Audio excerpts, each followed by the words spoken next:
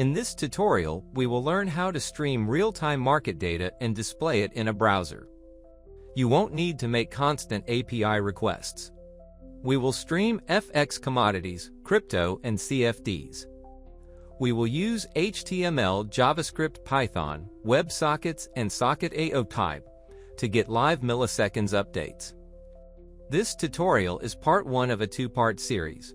In it, we will start a Flask app wrapped in Socket.io and connect to a WebSocket to stream real-time rates. The front end will display real-time bid-ask prices. Part 2 will add greater front-end functionality, including live tick chart spreads, connect-disconnect functions, and flashing rates.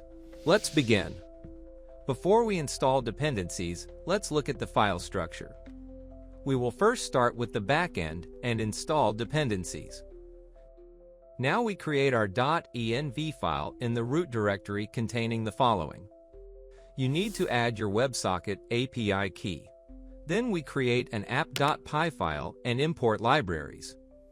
Next, we will load our .env file to set our WebSocket key later. Now that we have our setup, we will start writing some code. We will create a Flask web app with a static folder exposed for CSS and JavaScript files.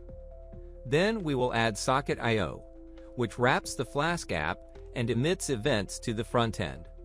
We will declare latest_data in a dictionary for storage and add a list of symbols we need to request and display data. This list can be dynamic and changed from the front end, but we have added it to the back end for simplicity. Next, we will define the streaming class connecting to the data source and hold configuration, API key, symbols list, connect and reconnect logic, and a running flag. Within the class, we define setter methods, set_ws_key, and set_symbols, handle our WebSocket key and symbols needed to request our data. We now define connect_ and _stream as an asynchronous method that establishes the WebSocket connection and handles the data streaming. We also define an asynchronous handle _reconnect method that manages reconnects, time between reconnects, and max reconnect attempts.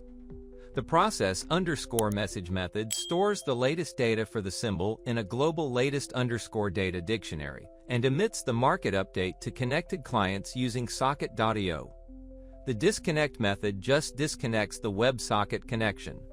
We further define one more method in the TraderMade stream class, the start_streaming method. This method is slightly complicated and crucial for our program to connect to the client without getting blocked. This thread starts a separate thread and defines an inner function, run_streaming, that sets up the asyncio environment needed for WebSocket operations. The WebSocket connection and data streaming happen in this background thread, and the main application continues to run without waiting for the streaming to complete. When the main application exits, the daemon thread automatically terminates. Once our class is defined, we create an instance to use for later. Now that our WebSocket logic is defined, let's define routes and Socket.io events. Index.html is served on the home route, and Socket.io events provide logic to connect and disconnect client-side, including emitting data on the connect event. Finally, we pass our WebSocket key and symbols list to the tm_stream instance we defined earlier and start our Flask Socket.io server on port 5000. Our backend is now complete. Now that our backend is ready, we will show the lightning-fast rates in the browser. We will add a table within which our bid-ask will stream in milliseconds. Now we will write a short JavaScript code to read rates and populate the body of the table.